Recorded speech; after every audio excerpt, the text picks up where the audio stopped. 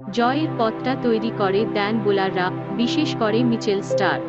তার বোলিং তোপে পড়ে রীতিমতো বিধ্বস্ত ভারতের ব্যাটিং লাইন আপ, গুটিয়ে যায় মাত্র ১১৭ রানে।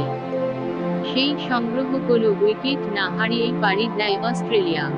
১০ উইকেটের জয়ে সিরিজে সমতায় ফেরল সফরকারীরা। ভারতের বিপক্ষে সবচেয়ে বেশি ২৩৪ বল হাতে রেখে জয়ের রেকর্ড এটি। ২০১৯ সালে হ্যামিল্টনে ২১২ বল হাতে রেখে ভারতকে হারিয়েছিল নিউজিল্যান্ড।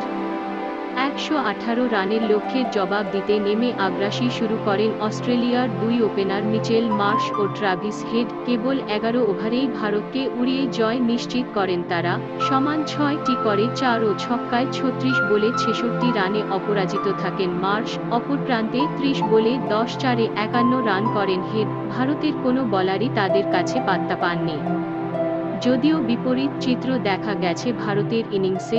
বিশাখাপত্তমে সিরিজের দ্বিতীয় ওয়ানডেতে আজ টস জিতে স্বাগতিকদের ব্যাটিংয়ের আমন্ত্রণ জানান অজি অধিনায়ক স্টিভেন স্মিথ। ইনিংসের প্রথম ওভারেই শুভমান গিলকে শিকার করেন স্টার্ক। রোহিত শর্মাকেও বেশিক্ষণ টিকতে দেননি বাঁহাতি এই পেসার।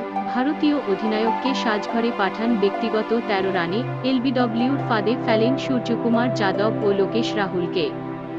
এর মাঝে অবশ্য প্রতিরোধ করার চেষ্টা করেছিলেন বিরাট কোহলি, কিন্তু আজকের দিনটা ছিল অজি বোলারদের। তাই ব্যক্তিগত ৩১ রানে ন্যাথান এলিসের বলে এলবিডব্লিউ হয়ে ফিরতে হয় কোহলি।